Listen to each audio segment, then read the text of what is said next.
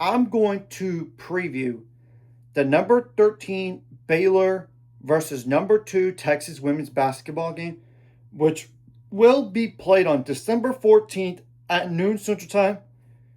And the game is not a home game for either of these two teams. It is a neutral site game in Dickies Arena in Fort Worth, Texas. And it is part of the Sprouts Farmers Market ESPNW Invitational. Apologize for looking down because I cannot memorize all this stuff. First, I'm going to go over records for both of these teams. Obviously, Baylor's 10-1 on the year, and they have 6 straight wins. And the only loss was against to Iowa, 57-52. But I will say the last 6 minutes of the game did not help Baylor on offense, to say the least. If they would have made more shots in general, they possibly would have been undefeated, besides getting a few more stops and being better at the free throw line. That's besides the point here. Now, Texas, as we all know, they're undefeated, 11-0. And they have been battle tested. I know preseason polls don't mean anything, but they beat then number 24 Richmond and Austin 85-56. They were part of the Players Eras Championship, and they won against 2 top 3 opponents. UCLA was the first game, 76-65. The other game, number 2 South Carolina, 66-64. In both of those games, they were down 2 players. So that's even more impressive. And they obviously played another ranked opponent in just somewhat recently, like 8 days ago, from the recording of this video, against the number 11 North Carolina. And I believe that's the best team in the ACC right now, just being honest. And Texas obviously won that game, 79-64, but it was not as close as the score indicates. It was indicated. North Carolina was down 24. They made it closer than it really was. So, what are some players to keep an eye on for Texas? And I know Texas has been dealing with some injuries, and one player has not played all year long. And that's Ashton Judd, the transfer from Missouri, due to a knee fracture. I don't know if she's really going to play in this game or not. I'm just saying, number 21, 6'1" guard, that is a senior. So I do not know about that. And Texas against UCGRV only played like 8 players. Yeah, they're down another player, apparently. So let's try to get that one that hasn't played all year long out of the way first. The leading scorer for Texas is Madison Booker, number 35, a 6'1" forward as a junior, 17.5 points per game, 23.5% on threes on 17 attempts, 85.5% on free throws on 55 attempts, 7.6 rebounds per game, 4.4 assists per game, 2.3 turnovers per game, 3 steals per game, 0.7 blocks per game, and 2.4 fouls per game. This Jordan Lee, number 7, a 6-foot guard that is a sophomore. 14.5 points per game, 33.9% on threes on 56 attempts, 81.8% on free throws on 22 attempts, 2.6 rebounds per game, 3.1 assists per game, 0.7 turnovers per game, 1.4 steals per game, 0.8 blocks per game, 1.9 fouls per game. Now, the first player I'm going to mention is day-to-day with a foot injury, and that's Aaliyah Crump, number 21, a 6'1" guard. That's a freshman. And I might as well go over the numbers in case she does play, and I don't know about if she's really going to play or not. I don't. 13.2 points per game, 6 for 20 on threes, 72.7% on free throws on 11 attempts, 2.2 assists per game, 1.2 turnovers per game, 1.6 steals per game, and 3 fouls per game. There's Kyla Odeker, number 00, 6'6" center as a senior, 12 points per game, 32 for 50 on free throws, 6 rebounds per game, 0.8 turnovers per game, 1.3 steals per game, 1.1 blocks per game, 2 fouls per game. There's Justice Carlton, number 11, a 6'1" forward as a sophomore, 10.5 points per game, 42.9% on threes, but that's only on 7 attempts. 63.3% on free throws on 30 attempts, 40.7 rebounds per game, 1.1 turnovers per game, 0.7 steals per game, 0.7 blocks per game, and 1.7 fouls per game. There's Brea Cunningham, and probably Baylor remembers her because Baylor played against Arizona last year. That's where she came from.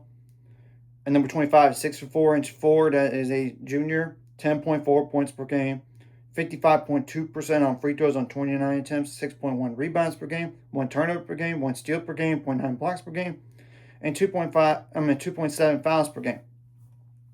Now, Breonna Preston is the next player, and she's day-to-day with an ankle injury, and she might be the closest one, honestly, to coming back because she's not in a boot anymore. But that doesn't mean anything because players could be without a boot and not play still. Example for Baylor, Ella Brow is not in a boot anymore, but she still hasn't played all year long.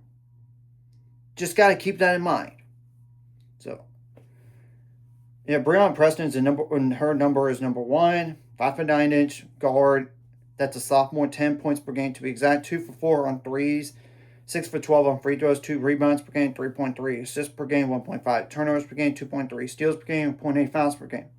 There's obviously Rory Harmon, and number 3 is 5'6" guard. That is a senior, 8.9 points per game, 3 for 5 on threes, 71.4% on free throws on 21 attempts, 3.6 rebounds per game, 7.5 assists per game, 1.5 turnovers per game, 2.8 steals per game, and 1.5 fouls per game. Now, the next player I'm going to mention, she did not play last game for whatever reason, and I know it's due to I think it's due to injury because I kind of listened to Vic Schaefer what he said after that UTGRV game, and they were down another player. And it's Taya Sidbury, number 32, 6'1" forward. It's a senior, 7.3 points per game, 44.4% on threes on 9 attempts, 81% on free throws on 21 attempts, 3 rebounds per game, 0.8 turnovers per game, 1 steal per game, and 2.2 fouls per game. And who knows if she's going to even play against Baylor.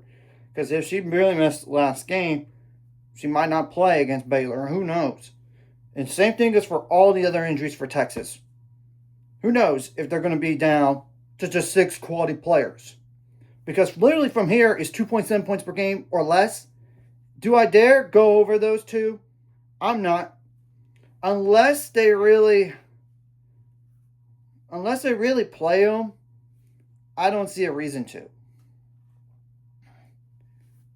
So, and y'all can check out in the description below for those other 2 players if you really are curious.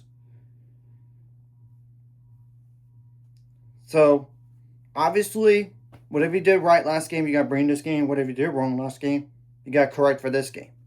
I will say, though, it's not like some of these Baylor seniors that have played against Texas, they have not won a game against Texas.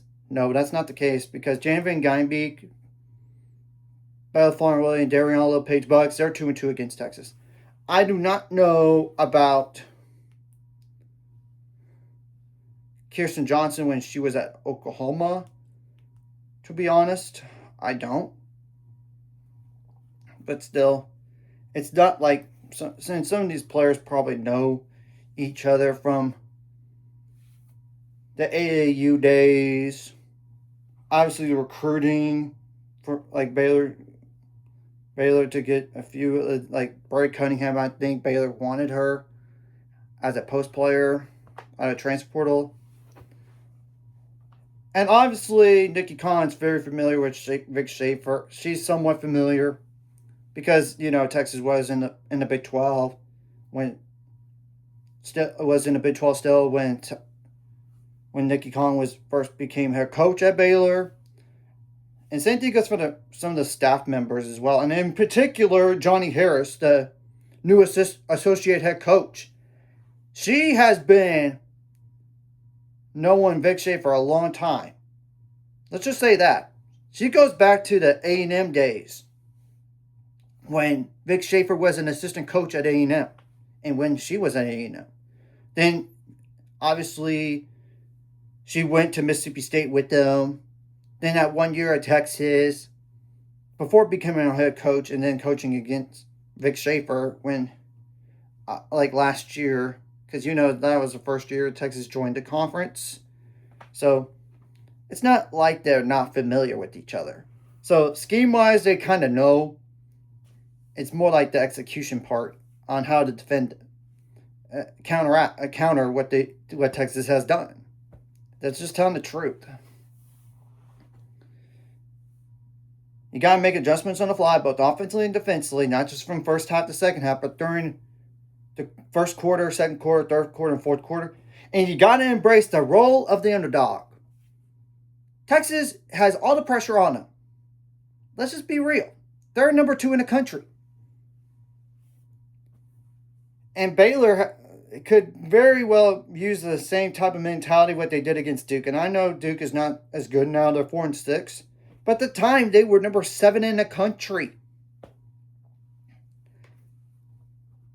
So, obviously, you want to limit your foul trouble across the board as much as you can while getting Texas in foul trouble, especially if they're down to 6 quality players with 6 points per game or more. And I know there's one other player that's like a really good, like a freshman that overseas, and she was good over there, but she's not playing that much over here. I don't know if she's going to play in this game.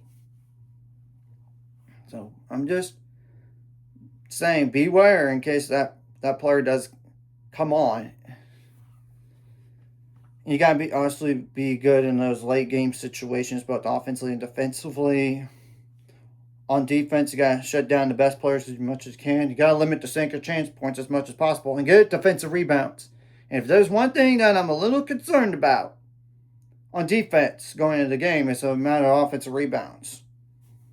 Because in general, look at what Baylor's opponents have done to them. I mean, and you can't be out physical by Texas and try to get the defensive rebound. And all 5 players need to cross the glass and not like just 2 or 3.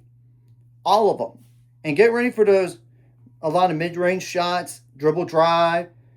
And you got to be good into like defense on like communicating on defense, especially on the screening part of it.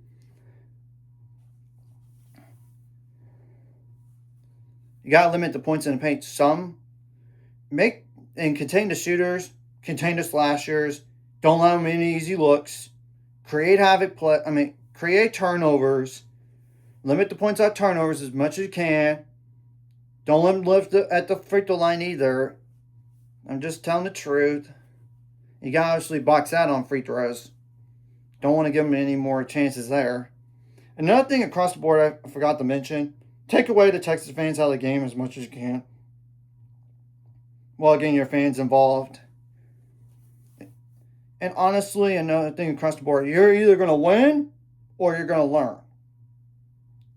It's kind of the same mentality when Baylor played Duke. I would say embrace that mentality again going this game. And this is and for some of these players, it's their first and only shot against Texas, unless Texas scheduled them down the line in a year from now or a few years from now. But you get the whole point. So you got to make most out of this opportunity.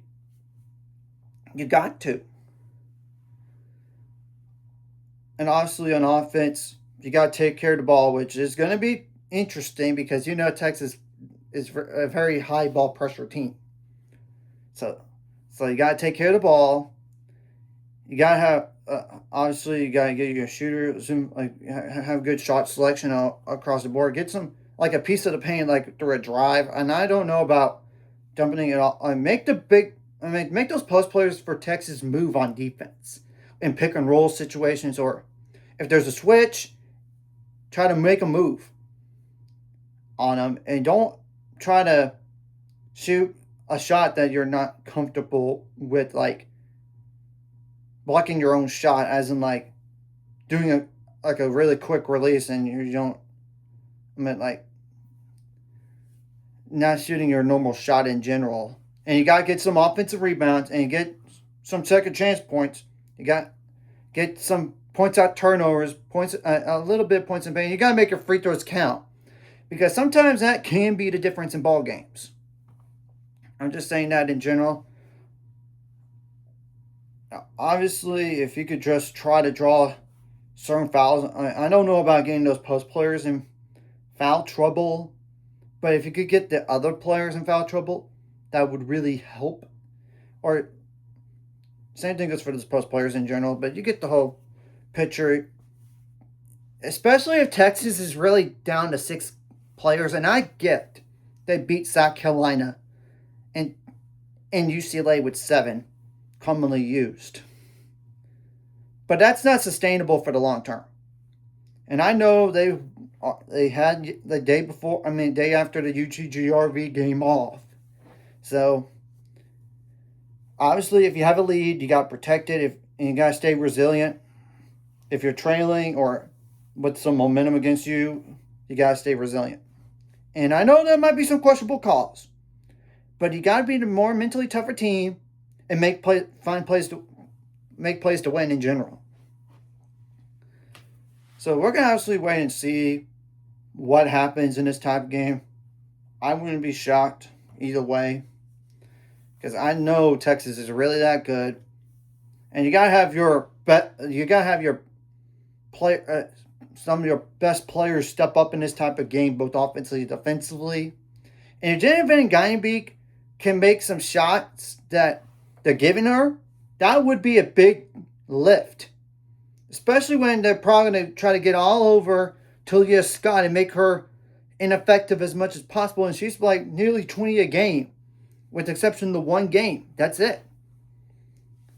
And you try to have good shot selection and make Texas' shots as difficult as much as possible. If they hit those typical shots, so be it. But still, you get the picture. So we're going to have to wait and see what happens. So anyways, if you like this content, hit the like, subscribe button. See you guys later on the road. 800 subscribers, scores ultimate goal is 1,000 more. Some more the scores like video, comment video really helps YouTube algorithm. Some more people see it. Sharing the video does help as well. Some more people can watch. And if you're watching and not subscribe, hit subscribe button for the notification bell as well. And obviously on defense, you guys try to slow down the best Texas players as much as you can, while making them ineffective on the floor. And if you could keep this low scoring and not turn the ball over a ton, that would really help your cause in this type of game.